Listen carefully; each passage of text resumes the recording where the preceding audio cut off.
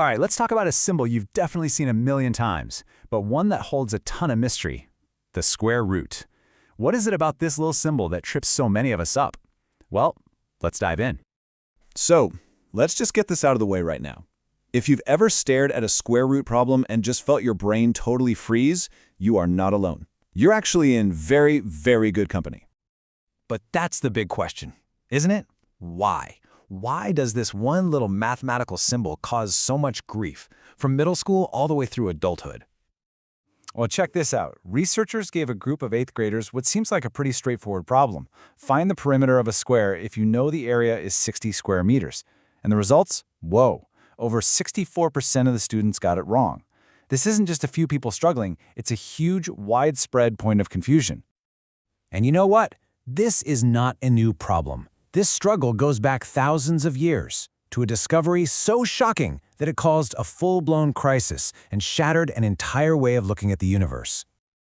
Okay, so let's take a trip way back to ancient Greece. You had the Pythagoreans, this group who believed that the entire universe, everything, could be explained with whole numbers and their simple fractions. But then, they found a number that just completely broke all of their rules. And you have to understand, this was a huge deal. This discovery didn't just mess up a math equation, it totally shattered their core belief that the world of numbers and the world of physical shapes were perfectly in sync. It was, no joke, a philosophical earthquake. The culprit here was something we now call an irrational number, but the ancient Greeks had a much cooler and much more dramatic name for it: oligos, which literally means inexpressible. They had stumbled upon a number that you just couldn't write down as a neat and tidy fraction.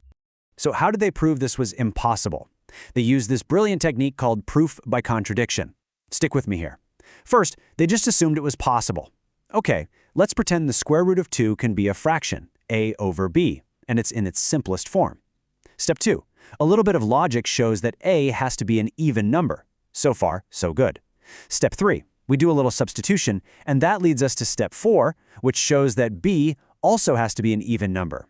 And this is where the whole thing just falls apart. See, if both a and b are even, our original fraction wasn't in its simplest form after all. The very first thing we assumed turned out to be impossible. It's a total contradiction. And the craziest part, this inexpressible number wasn't some weird abstract concept.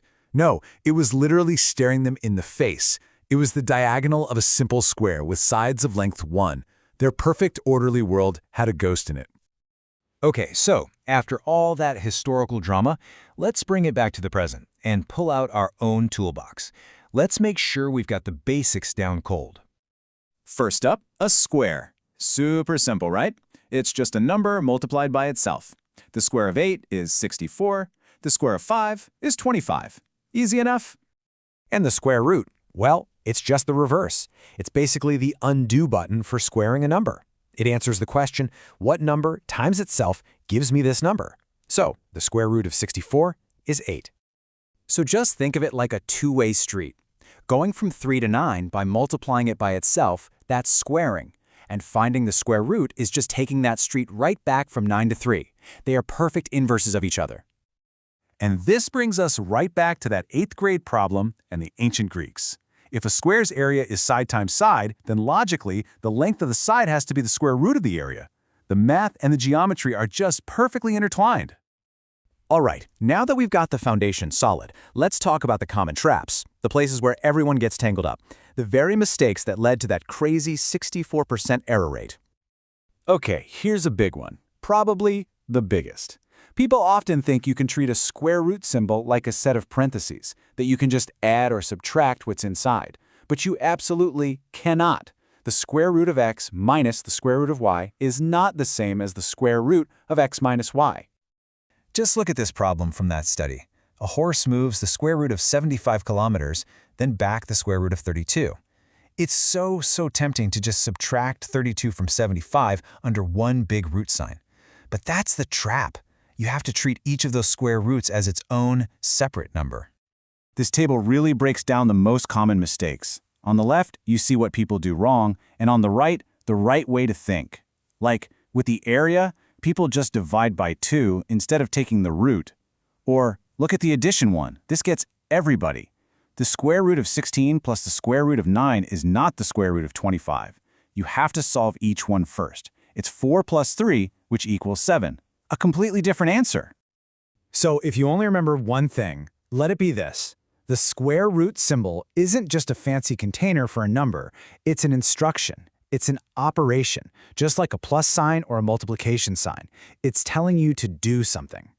So let's zoom all the way out now and look at the big picture. Because this whole journey started with a simple, boring square, but it's about to lead us to the very edge of infinity.